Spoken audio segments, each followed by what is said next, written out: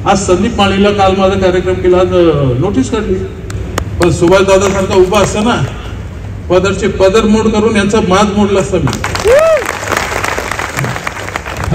एवढ्या अडचणीतनं हे बाप बेटे माझ्या मागे लागले आणि या अडचणीतनं रस्ता काढत काढत मी इथपर्यंत आलो. बिनविरोध झेडपी निवडणूक, पोटनिवडणूक मला निवडून दिलं होतं. माझ्या दुर्दैवाने या 5 वर्षात कोविड आला, 3 मुख्यमंत्री झाले, 3 राज्यपाल झाले.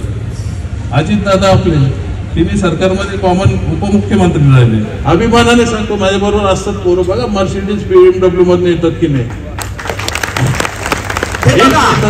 भूमिपुत्राचा लढवय्या आमदार राजूदादा पाटील यांचं आगमन झालंय. तुमचा आगासन असो, माताडी असो, बेतवडा असो, हेदुटणे असो, उत्तर शिवा असो का सोनरपाडा असो, नवी मुंबईत ही गावं चालली. पायगुरांच्या कापताना 5 मिनिटाची जेल ना, असं काही सांगला पण नव्हता, असं काही बोलायचा.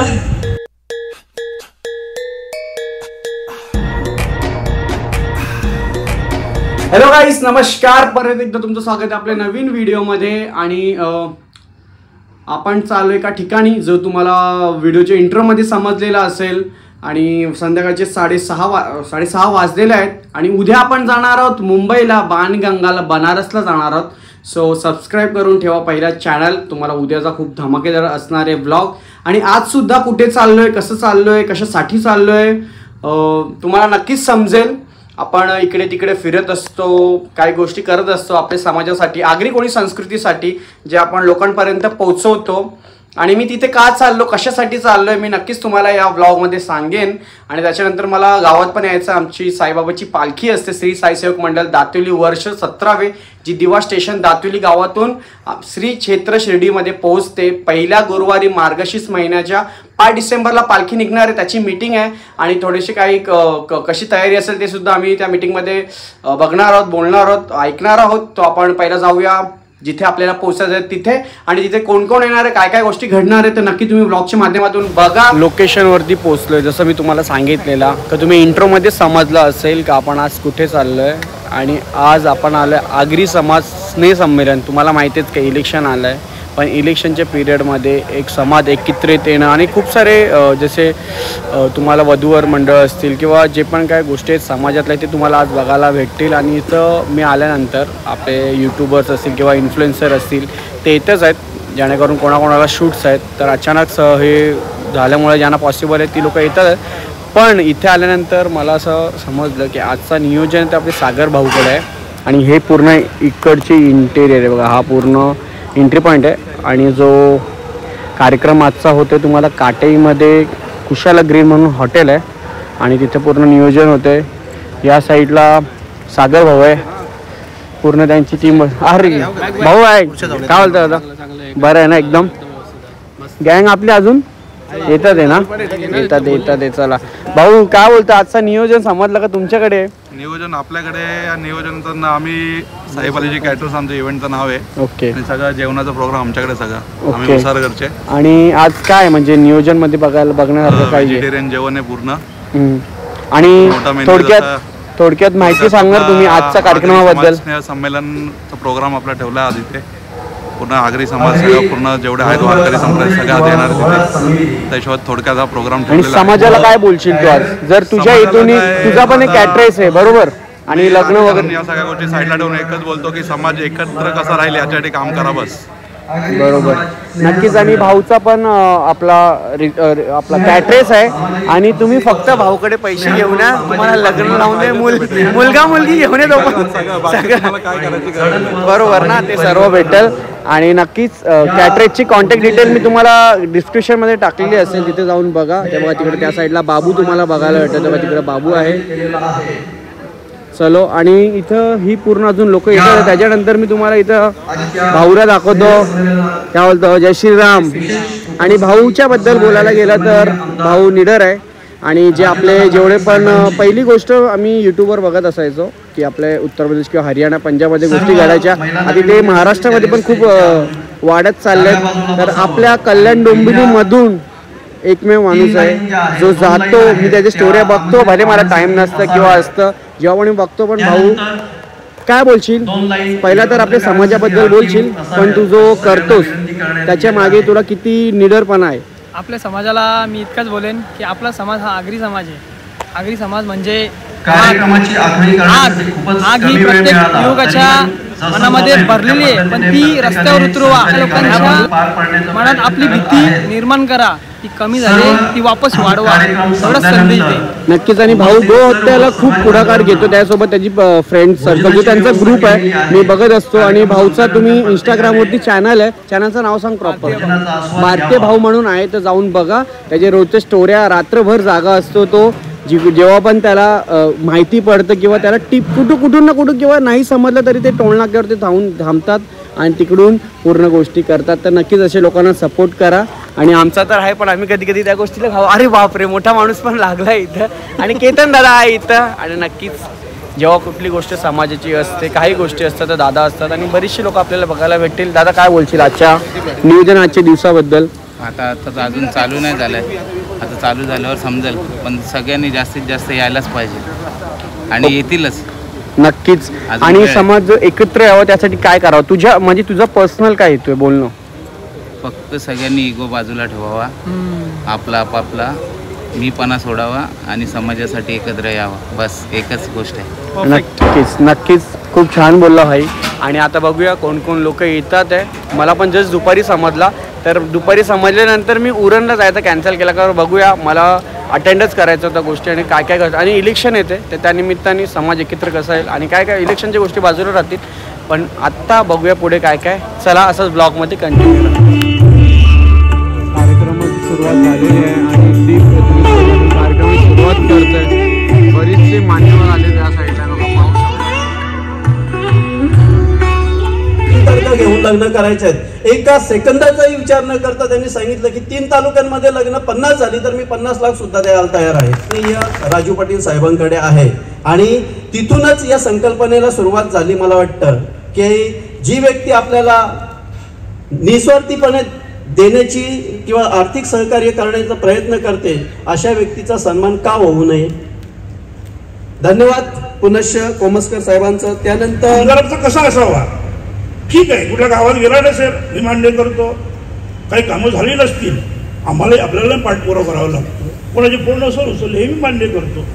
पण आमदार असा असावा, तो असा असावा. त्याचं एक उदाहरण तुम्हाला सांगतो का, माझ्या शंकरनगरमध्ये सिमेंट कॉन्क्रीट रस्ता बनवताना उद्घाटनाला मला भूमिपूजनला बोलवलं. मला बोलतो, दादा मी टक्केवारी घेत नाही, काम चांगलं करून घ्यायचं आपल्याला. म्हणजे माझ्या डोळ्यासमोर 1982 पण सर्व जीवनामध्ये मी आहे, समाज राजकीय जीवन अनेक आंदोलनं केली. भीती वाटते जाम. जय आगरी कोली, जय एकविरा. पाय बुरांशा कापताना 5 मिनिटाची जेल आहे ना, असं काही सगला पण नव्हता, असं काही बोलायचा. सगळी बोलल्या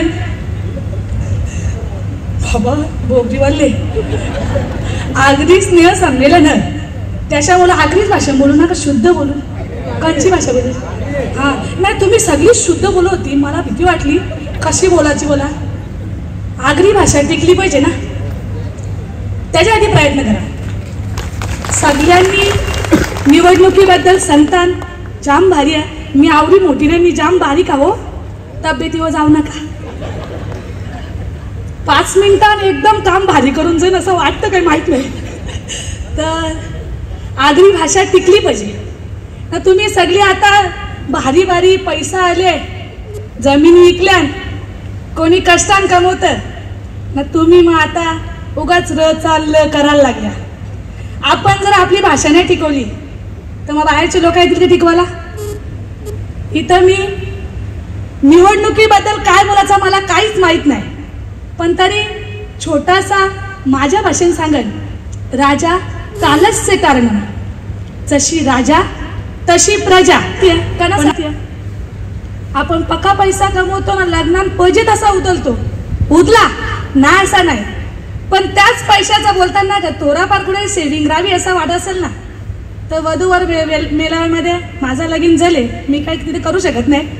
पण ज्यांची पण हद, तो जो बचल ना पैसा तो बिझनेस मध्ये गुंतवा. आगरी स्वतःला जपा, आगरी भाषा जपा. याच्या पुढे मी काय करू शकत नाही.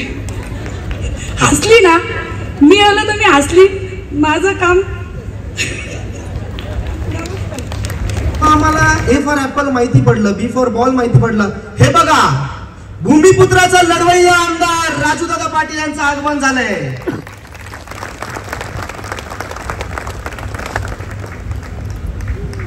आदरणीय आमदार राजूदादा पाटील यांचं आगरी समाज स्नेह संमेलनामध्ये आम्ही सर्व आगरी बांधव आदरपूर्वक स्वागत करीत आहोत. आज समाजाचा भूमिपुत्रांचा राजा माणूस ज्याला आम्ही उल्लेखतो असे आदरणीय राजूदादा पाटील यांचे इथे आगमन झालेलं आहे. आनंद वाटतोय. आपण करावं.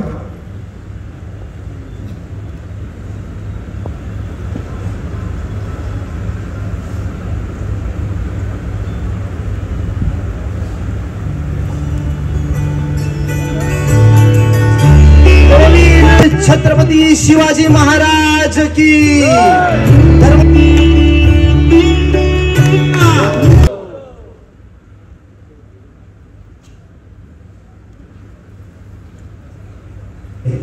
Do not ask nation what nation is giving to you, rather ask yourself what you are giving to nation.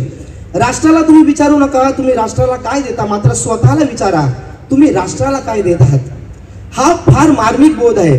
खरं तर आज समाजामध्ये आपण वावरतो, धावतो, सगळं करतो, परंतु आज आपल्याकडे ती साक्षरता आहे का? समाज सेकंद लागणार आहेत, परंतु या 3 सेकंदाच्या बटन दाबण्याच्या पिरियड मध्ये तुम्ही मात्र 5 वर्षाचं भवितव्य घडवणार आहात. हे लक्षात घ्या. मात्र हे तुम्हाला फार पोटतिडकीने विचार करायचा. आम्ही पोटतिडकीने बनलो तुमचं नाव घेऊन असं सांगतो की लोक दमदार सांगतात, इमानदार सांगतात, दमदार आमदार आला, इमानदार आमदार आला. अहो मुद्दामून शब्द वापरला. भूमिपुत्राचा लढवय्या आमदार राजूदादा पाटील आला. ह्याच्या पाठी मागे फार मोठं जडत्व घडलेलं आहे आणि हे जडत्व म्हणजे परिवर्तनाचं जडवत आहे, याचे आम्ही साक्षर आहोत. दादाकडे फक्त विनंती करायला गेलेलो, दादा आगरी कोळी भवन हवंय.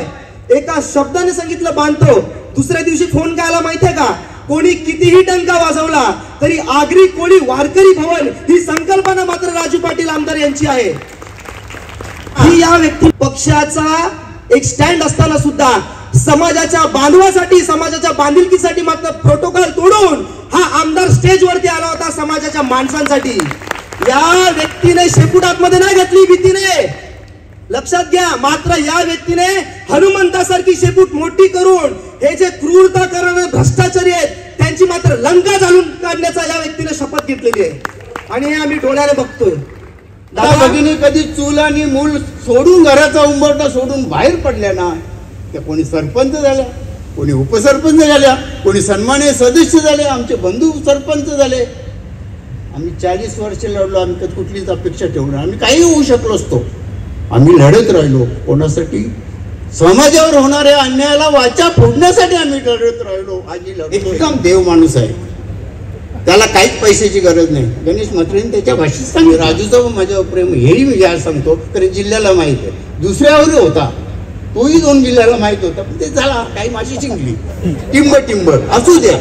आता माझी एकच हात जोडून विनंती आहे, महाराष्ट्राचे लाडके आमदार सन्माननीय राजूदादा पाटील यांचं येथे सन्मान होत आहे. सर्वांनी टाळ्या वाजून त्याचा सन्मान करावा अशी सर्वांना विनंती करण्यात येत आहे. जे सतत भूमिपुत्रांच्या पाठीशी, भूमिपुत्रांचे प्रश्न विधानसभेत, विधान भवनामध्ये सातत्याने मांडत असताना सांगितलं की एक देव माणूस म्हणून जे समाजामध्ये आचारसंहितेमुळे आपण कार्यक्रमात थोडीशी आपण लढलेलो.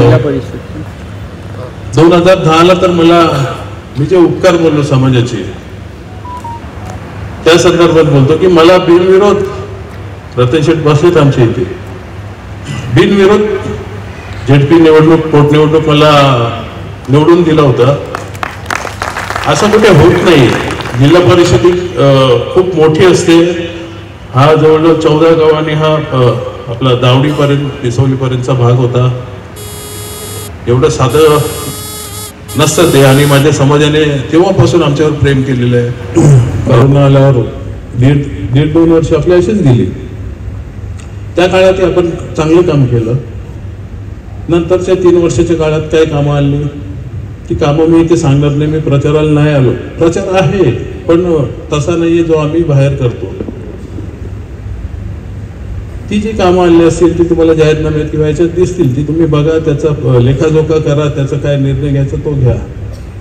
परंतु कोविड काळात जो राजकारण मी निवडून आल्यानंतर जो झाला त्यावर मी बोलणार आहे आणि समाज म्हणून बोलणार आहे, वैयक्तिक राजू पाटील म्हणून बोलणार नाहीये. ते की कोविड आल्याबरोबर लोक हॉस्पिटलला 10 बेड द्या असं इथले आयुक्त फिरत होते.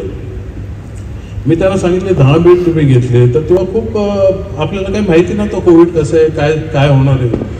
डॉक्टर्स लोक घाबरायला लागले, मला फोन यायला लागले आमदार आहे म्हणून की राजू आमचं हॉस्पिटल ताब्यात घेत आहे. त्यांना अधिकार होते, पॅन्डेमिक होता म्हणून, की पूर्ण हॉस्पिटल आमची वाट लागून जाईल, कसं व्यवसाय होणार. तर मी त्यांना सांगितलं की तुम्ही अख्खे 1-2 असे मोठे हॉस्पिटल आहेत ते डेडिकेटेड कोविडसाठी घ्या. तेव्हा कोविड सेंटर ही संकल्पना नव्हती आली, सुरुवातीचाच काळ होता. तर ते बोलले असं देतील, बोलून देतील. आमचं हॉस्पिटल आहे, भाड्याने दिलेलं होतं. ती 3 डॉक्टर होती, तरी आम्ही आमच्या घरात काय डॉक्टर नाही कोणी, आणि डॉक्टरच असला म्हणजे लोकांच्या समस्यांची नस सापडते असं काय नसतं. त्यामुळे तो आम्ही त्यांना चालवायला दिलेला आपल्या सोप्या भाषेत. तर तुम्ही हा ताब्यात घ्या, त्याचं जे मेंटेनन्स असतो, लाईट बिल आणि स्टाफचा पगार जो त्यांनी देणं अपेक्षितच होतं. आम्ही दिलेलं हॉस्पिटल दिला, आमचं नाव मोठं होईल म्हणून KDMच्या हद्दीत नसलेला एक नियॉन हॉस्पिटल आपला ठाणेवाल्यांचाच नातेवाईकाचा, त्याचा एक भाडे करार केला. आम्ही भाडं मागितलं नव्हतं, आम्ही सांगितलं फक्त मेंटेनन्स द्यायचे. तो नियम त्यांनी सगळ्यांना लागू केला. सगळे हॉस्पिटल त्यानंतर ती घेतली. म्हणजे भूत आली, आज 3 भूत आहे तिथे त्यातली आले आणि म्हणे की राजू दादा आपले ते वारकरी भवन, आगरी कोळी भवन असं व्हायला पाहिजे. अरे वा, बोलो खरंच चांगली संकल्पना आहे, चांगलं घ्यायचं असतं. हेच बोलो करू आपण. 4 भाऊ आम्ही मजबूत आहे, आम्हाला काही कुठे भिका मागायची गरज नाही, देवाच्या कृपेने व्यवस्थित आलेलं आहे. करू बोललो. ती जागा घेतली, मग तुम्हीच त्याचं भूमिपूजन केलं. त्या बिल्डरला त्याचा 750 एकरचा प्लॅन अडकवला आणि त्याला सांगितलं वारकरी भवनला जागा द्यायची नाही. काय वाईट केलं तुम्ही? काय कोणाचे पैसे घेतलेले, कोणाची जागा घेतलेली? एक चांगलं या लोकांनी सूचना केली, त्याचं पालन करत. मलाही वाटलं की माझ्या बाबांचं नाव द्यायला किंवा त्यांच्या नावाने एखादं स्मारक बनवण्यापेक्षा, पुतळे बांधण्यापेक्षा एक चांगले इथे लोकांची कामं होतील, इथे लोक त्याचा उपभोग घेतील. अगं बघितलं की त्याचं काम पण चालू आहे, पण काही सांगणार नाही मी. डायरेक्ट माझं 12 फेब्रुवारी बाबांचा वाढदिवस असतो, 12 फेब्रुवारी 2028ला तुम्हा लोकांचेच असते त्याचं लोकार्पणाचं करणार, एवढं नक्की नाही करायची. पण माझ्यासमोर लिहून असलेली एक तर नौका आहे ती, आणि दुसऱ्यांनी पण सांगावा.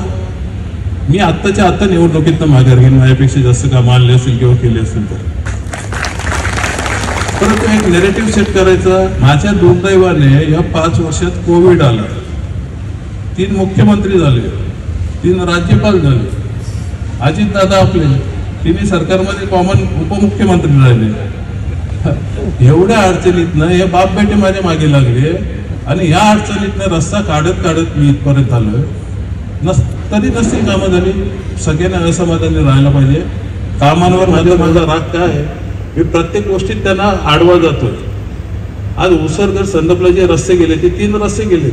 ते 3 रस्ते 331 कोटीचे सांगतात ना, 331 कोटीचे रस्ते आणले रस्ते बिल्डरच्या फायद्यासाठी असले तरी लोक जात आहेत. परंतु ते 3 रस्ते एकावर एक ओव्हरलॅप होत होते, म्हणजे असे एकावर एक चाललेले. 960 मीटरची मी चोरी पकडली. 1 किलोमीटरला 40 मीटर कमी. त्याची किंमत होती 15 कोटी. ती 15 कोटीची चोरी पकडली आणि त्यांनी कबूल केली इंजिनियरनी. आज तो पैसा मी सेव्हिंग म्हणून नाही. दोन्ही पक्षाचे उमेदवार, मला माहिती आहे काय सेटिंग चालली, तुम्हाला स्पष्ट बोलू शकत नाही मी इथे. आपल्या हातातला इथे आमदार असला पाहिजे, मग समाज गेला खड्ड्यात. असं होणार असेल तर सावध राहा फक्त. मला काका आहे ना सगळं, मी परत जाईन फिरायला. हा का व्यवसाय आहे का माझा, की टक्केवारी खातो का? अभिमानाने सांगतो, माझ्याबरोबर असतात पोरं बघा, मर्सिडीज BMW मधून येतात की नाही, एक नेता दाखवायची त्याच्याबरोबर असणारी पोरं अशी येतात, त्यांना बॉडीगार्ड सारखे घेऊन फिरायला लावतात. मी माझी वाहवा नाही करत आहे, मला आपुलकी आहे समाजाबद्दल.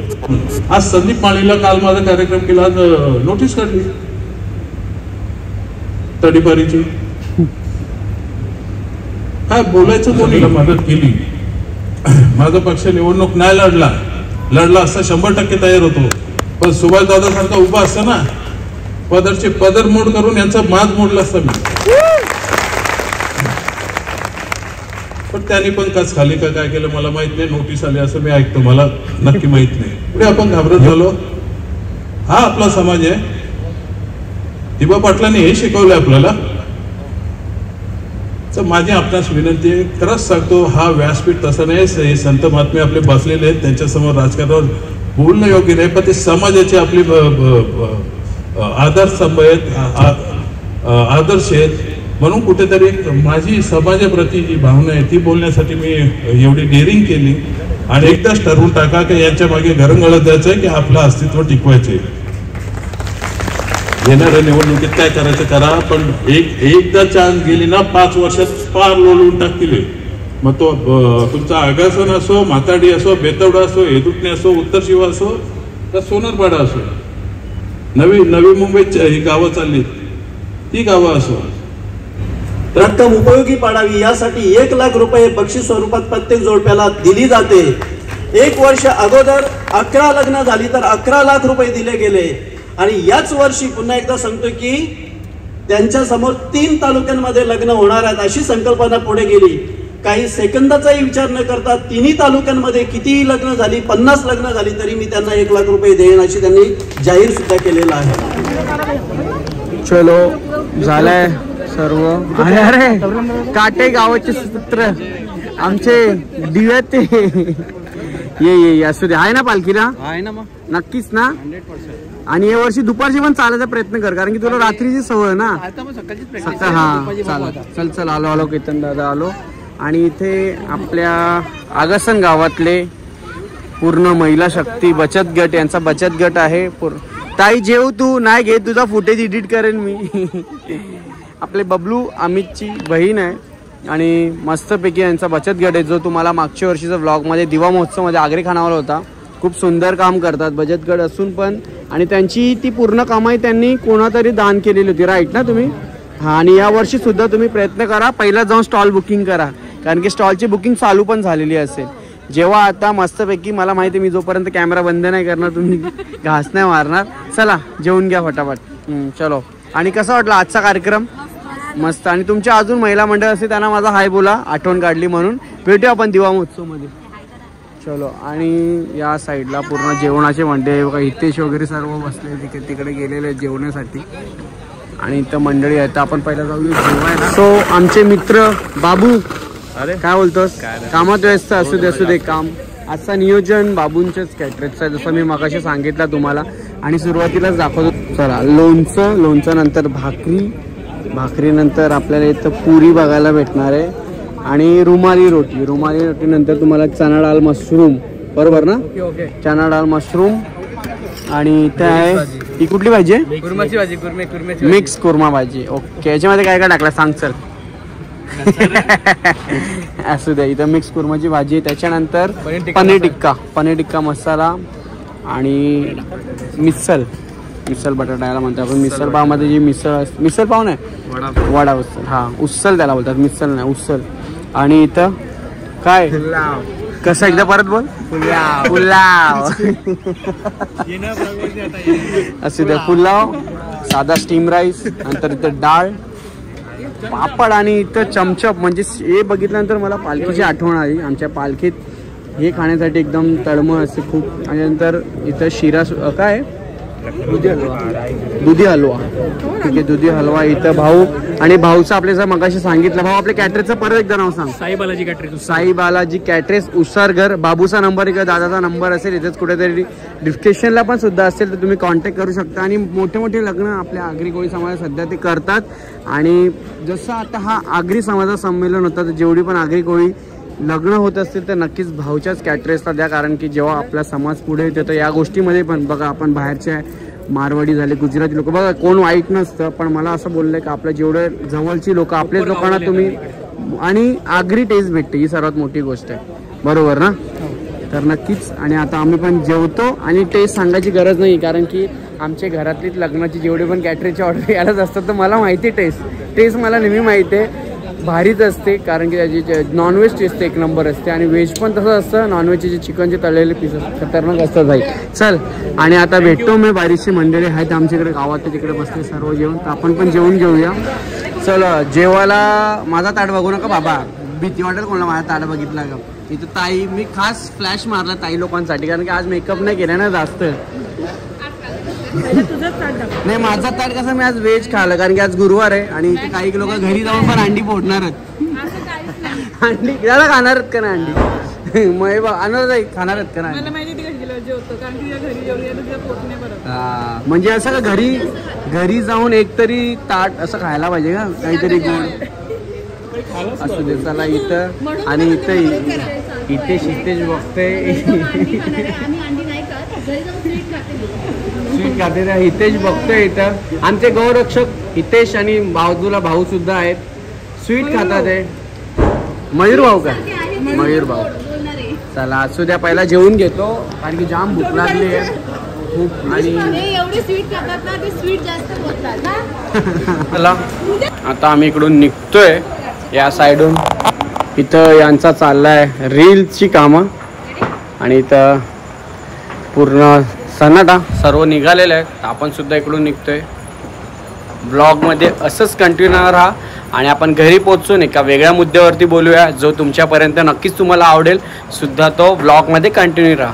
चला, आलोय आता घरी, म्हणजे ऑफिसवर जस्ट पोहोचलो. खूप उशिरा झाला आहे मला, पण मला थोडक्यात बोलायचं होतं तुमच्याशी. तुम्ही असा कार्यक्रम बघितला, समजलंच असेल तुम्हाला व्हिडिओच्या माध्यमातून, इंट्रो पण बघितला असेल, त्याच्यानंतर राजू पाटील आले आणि जे पण आपल्या समाजातले किंवा इतर क्षेत्रातली लोक होती, जे प्रत्येक काही ना काही गोष्टीशी संबंधित आहेत, ते लोकांनी आपले म्हणजे बोलतात ना स्वतःचा एक मत मांडला, कोणाचा समाजाचा किंवा कोणाच्या गोष्टी नाही मांडल्या, पण जेव्हा सर्व स्वतःच्या म्हणजे मनाचं एक मत मांडला ना, मग ते प्रत्येकाने समाजाबद्दलच बोललं आणि नक्कीच समाजाबद्दल बोलायलाच हवं आहे. आणि आता कितीतरी लोक मला बोलतील की तू कशाला व्हिडिओ काढतोस, तू कशाला टाकतोस, तू तर बाहेरचा आहेस, हे ते काय नाही का परप्रांतीय वगैरे काय ना काय काही ना काही लोक कमेंट करतात. पण मी एवढंच सांगेन की जी लोक मला ओळखतात, आम्ही लहानाचा मोठा इथे झालो, आमचे आई वडील सुद्धा इकडेच राहतात, आम्हीचं लग्न झालं, आमची जेव्हा होईल आमची सर्व, आम्ही राहणारच इकडचं, तर आम्हाला कोण काय बाहेरचा बोलणार. तर मला एवढंच बोलायचं आहे की आपण ज्या मातीत राहतो, ज्या मातीत जगतो, जिकडून कमवतो, तर नक्कीच त्या मातीचा मान आणि अभिमान मला आहे. म्हणून मी प्रत्येक गोष्टीमध्ये जे काही असू दे, मला मॅटर नाही करत कोण कुठला काही आहे, पण मला एवढं आहे की आपण जिथे राहतो. आणि मी तुम्हाला सांगतो की मी त्या ठिकाणी का गेलेलो, मी कुठल्याही पक्षाला सपोर्ट करायला नाही झालेलो. मला पक्ष आहे, जी लोक मला ओळखतात त्या लोकांना पक्षाबद्दल मला खूप काय माहिती आहे, म्हणजे माझ्याबद्दल त्यांना माहिती आहे. बघा असे कुत्रे भुकत असतात.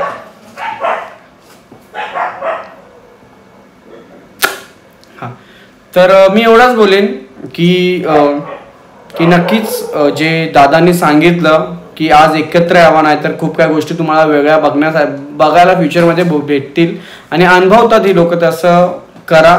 आणि मी एवढंच बोलेन की हा समाज ना खूप भोळा आहे, खूप म्हणजे खूप भोळा आहे. तुम्ही जसं त्याच्याशी राहणार तो पण तुमच्याशी तसंच राहणार आहे. म्हणून मी जेवढी पण लोक आहेत त्यांना एकच सांगेन की तुम्ही जेव्हा वोटिंग करणार ना, तर नक्की विचार करून बटन दाबा, कारण की त्या बटनावरती तुमचं भविष्य आहे.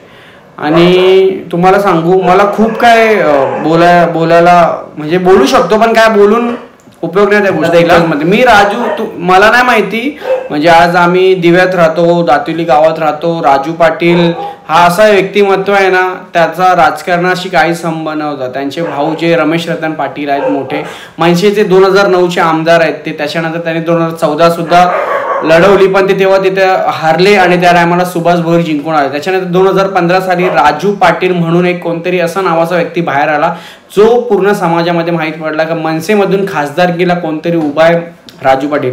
मग आम्ही त्या टायमापासून राजू शेठ म्हणून, आम्ही राजू पाटील, राजू दादा असं आम्ही ओळखतच नाही. आम्ही त्यांना उच्चारण म्हणजे आमच्याकडे तुम्ही जेव्हा पण येणार ना, आम्ही त्यांना राजू शेठ म्हणूनच बोलतो, कारण की त्यांना राजकारणाची गरजच नाही भाई. ती लोक एवढी श्रीमंत आहेत.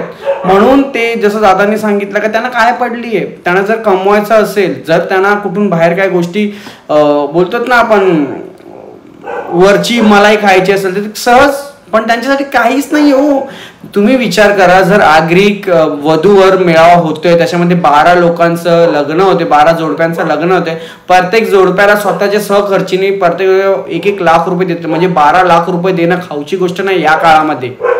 आणि त्यांनी सांगितलं 12 काय 50 लोकांचं लग्न होते, 100 लोकांचं लग्न होतं, प्रत्येक माणसाला मी देणार आहेत पैसे. आणि अशा अजून 2 ते 3 ठिकाणी कार्यक्रम होतो. विचार करा असा माणूस कोण असणार आहे. तर मी त्या माणसासाठी गेलो आणि त्या माणसासाठी जाणारच नक्की. आपल्याला त्या माणसाची आवड आहे, कारण की खूप काही गोष्टी पर्सनली आहेत ते मी त्या कॅमेऱ्यासमोर बोलू नाही शकत. आणि आमचे मामासुद्धा आहेत मोतीराम दळवी, मी त्यांच्यासोबत असतो. सो ऑब्विसली आमचा सपोर्ट त्यांनाच असणार आहे. तर नक्कीच तुम्ही सुद्धा विचार करा. आणि या व्हिडिओच्या माध्यमातून आता मला माहिती आहे की कमेंटनी भरलेलं असेल सेक्शन किंवा कमेंट करत असतील लोक, पण मी एवढंच बोलेन, बोलायचं असेल तर नक्की तुम्ही एक दिवशी माझ्या इंस्टाग्रामला या, लाईव्हला आपण बोलूया. कसं आहे की आपण जिथे राहतो ना तिकडची माणसंच मोठी व्हायला पाहिजे, कारण की तीच माणसं असतात आपुलकीची असतात. मला तर एवढा माहिती आहे भाई, मी एवढाच ओळखून आहे म्हणून मला एवढं माहिती आहे. आणि येत्या 20 तारखेला माझा 2 नंबरचा बटन दाबणार आणि 23 तारखेला गुलाल उडवणार. बस बाकीचा जय हिंद, जय महाराष्ट्र.